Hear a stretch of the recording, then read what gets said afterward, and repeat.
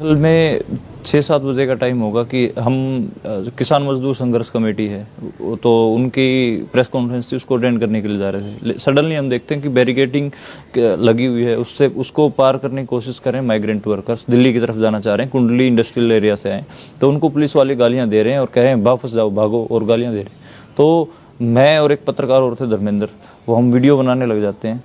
तो जब वीडियो बना रहे होते हैं तो एक पुलिस वाला आता है और पहले वो धर्मेंद्र को खींचता है अंदर। तो मैं कहता हूँ कि आप पत्रकार को ऐसे मत खींचिए। तो फिर उनमें से एकदम से 1-2-3 और आते हैं और वो मुझे भी खींच लेते हैं और फिर हमारे ऊपर लठ बरसाने लग जाते हैं। तो ऐसे उस बीच में मैंने आवाज़ भी सुनी थी पुलिस वालों की तरफ से, वो रहा मनदीप पुनिया, और उसके बाद 2 पुलिस वालों ने मुझे खींच लिया था।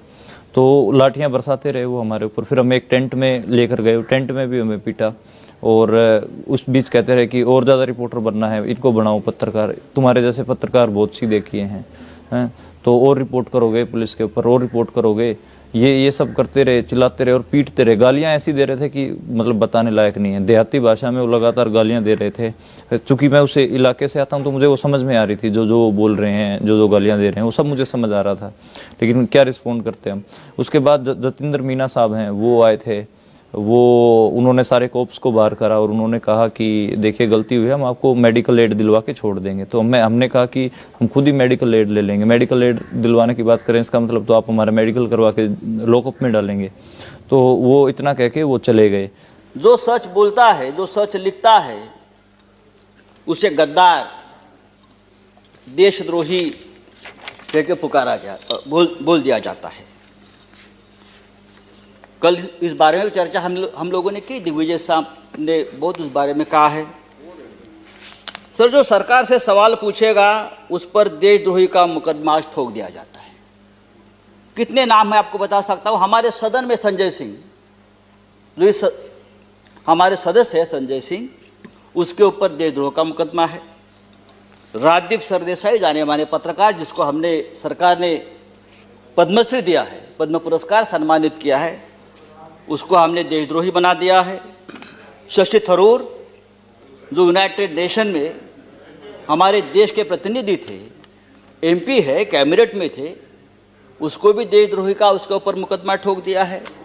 जो सिंघू बॉर्डर पर रिपोर्टिंग करने वाले मंजीत सिंह, धर्मेंद्र सिंह और भी ऐसे बहुत से पत्रकार हैं या लेखक है, उसको हमने इस कानून के तहत, देशद्रोह के कानून के खिलाफ मुकदमा ठोक दिया है।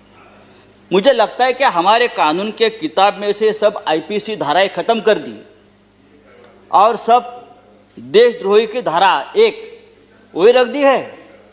डोमेस्टिक वायलेंस हो तो भी देशद्रोह का मुकदमा आप ठोक देंगे। पंतप्रधान मोदी हमारे लिए आदरणीय है। देश के प्रधानमंत्री जी का हम सम्मान करते करते रहेंगे। उन्हें प्रचंड बहुमत मिला है देश चलाने के लिए, हमें मानते हैं। लेकिन बहुमत जो होता है वो अहंकार से नहीं चलाया जाता। बहुमत बड़ा चंचल होता है। हमारे मराठी के एक संत है तुकाराम, संत तुकाराम, उसने कहा है, निंदकाचे घर असावे शेजारी। उसका मतलब है जो आपका निंदक है, जो आपके ऊपर क्रिटिसाइज करता है, आपको आईना दिखाता है, वो आपके आसपास रहना चाहिए, उसका घर आपके बगल में रहे।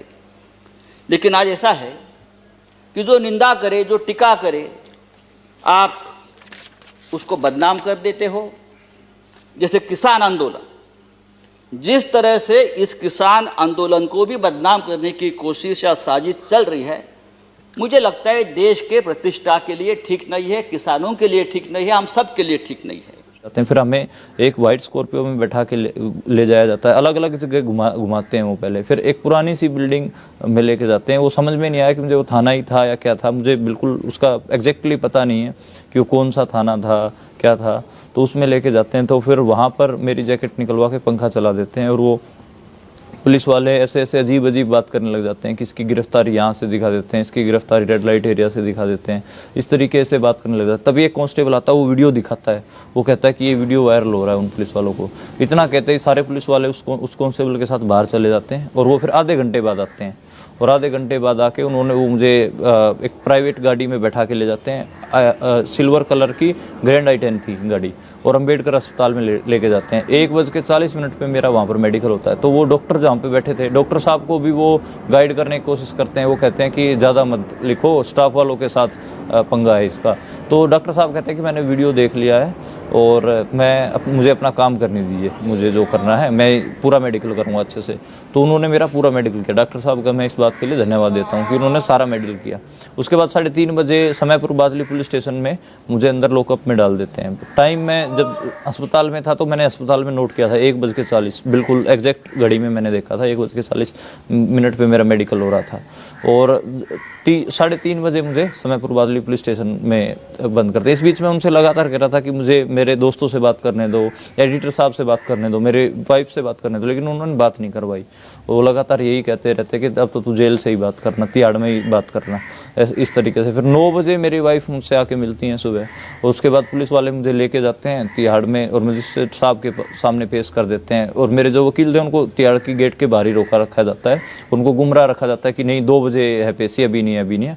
और मुझे पहले पेश कर दिया जाता है और मेरे वकीलों को अंदर तक नहीं आने दिया जाता। मीडिया को इस्तेमाल करके, क्योंकि मीडिया भी 10% को छोड़ दीजिए तो बाकी सब जो है इंडस्ट्रियलिस्ट के हाथ में है। और उनको आपने उन 10% के ऊपर भी इतनी दहशत फैला रखी है कि मीडिया को आज आपने एक पिंजड़े में बंद तोते की तरह बना दिया है कि जो उसको पढ़ाया जाएगा, जो रटाया जाएगा, वो मीडिया का व्यक्ति वही बोलता रहेगा दिन भर, और आपसे भी चाहेगा कि आप यही बोलिए।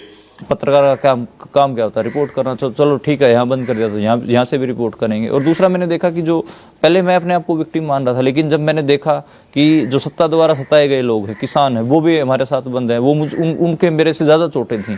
तो मुझे लगा कि इनके बारे में कोई बात नहीं कर रहा बाहर, तो इनके बारे में मुझे रिपोर्ट करना चाहिए। इसलिए मैंने एक पेन का जुगाड़ किया वहाँ, और पेन से फिर मैंने अपने जो टांगे थी उनके ऊपर नोट्स लेने शुरू कर दिए, उनके नाम लिखना, उनका उन्होंने जो स्टेटमेंट दे रहे थे वो लिखना शुरू कर दिया।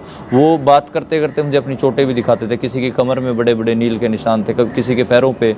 और उनको जैसे प्रोटेस्ट साइटों से गिरफ्तार नहीं किया गया था, किसी को नरेला मार्केट से गिरफ्तार किया, किसी को पश्चिम बिहार से गिरफ्तार किया, ऐसे गिरफ्तार किया गया था। और उनको ये भी नहीं मालूम था किसानों को कि उनके ऊपर क्या धाराएँ लगाई गई हैं। तो ये सब था। और हमारे साइड वाली चक्की में कुछ किसान, युवा किसान बंद थे, उनको भी प्रोटेस्ट साइट से गिरफ्तार नहीं किया गया था। तो वो बीच बीच में किसान लहर से जुड़े गीत भी गाते थे बेचारे। और कैदी, जितने भी कैदी जेल में थे, सब किसानों का सपोर्ट कर रहे थे, सब किसानों की इज्जत करते, और किसानों की सारे कैदी सपोर्ट में थे, और जेल का स्टाफ भी। अगर वैसे आपके दोस्त हों जिस चौथे स्तंभ पर कि एक बड़ी धारा पर आप निर्भर हैं, तो आपको दुश्मन की जरूरत नहीं है, वो दोस्त ही आपका काम तमाम कर देंगे। वो क्या करते हैं, दिन भर कुछ भी मामला हो, लोग दुख में हो, लोग संकट में हो, लोगों की मौत हो रही हो, और शाम में चलाएंगे खालिस्तानी एंगल ऑफ किसान आंदोलन। सर, मैं कॉलेज का विद्यार्थी था, हमने देखा है कि पंजाब और पूरे मुल्क ने क्या भुगता है। हम सब सर, आप तो सक्रिय राजनीति में थे सर, सक्रिय राजनीति में आपने देखा कि पूरे देश ने, हमने सिर्फ प्रधानमंत्री नहीं खोया, हमने हजारों लाखों जानें गंवाई। कुछ तो सीखें इतिहास से। इतिहास दोहराता नहीं है, लेकिन इतिहास प्रेरणा देता है, इतिहास निर्देश देता है, और हम उन निर्देशों को सुनना नहीं चाह रहे। शाम ढले, खालिस्तानी जमा हो गए, पाकिस्तानी जमा हो गए, टुकड़े टुकड़े गैंग जमा हो गए, नक्सली जमा हो गए, माओवादी जमा हो गए।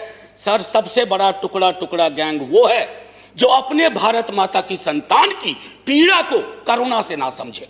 हम कोई बड़ी गाड़ी वाले या फिर जो मेन स्ट्रीम जो गोदी मीडिया है उनके पत्रकार तो हैं नहीं। हम जैसे भी कर सकते हैं, जितना भी कर सकते हैं उतना करते हैं, गांव घूम घूम के, और शहरों, जो गांव देहात किसानों के बीच, और शहरों के जो ऐसी बस्तियां जहां पर कोई नहीं जाता है, वहां पर हम लोग घूमते हैं, जाते हैं, रिपोर्ट करते हैं। रिपोर्ट करना हमारा काम ग्राउंड जीरो से। सत्ता उसी से डरता है। पत्रकारिता का सबसे जो मतलब जोखिम भरा काम है वो ग्राउंड से रिपोर्ट करना, लेकिन सबसे ज़रूरी काम भी है।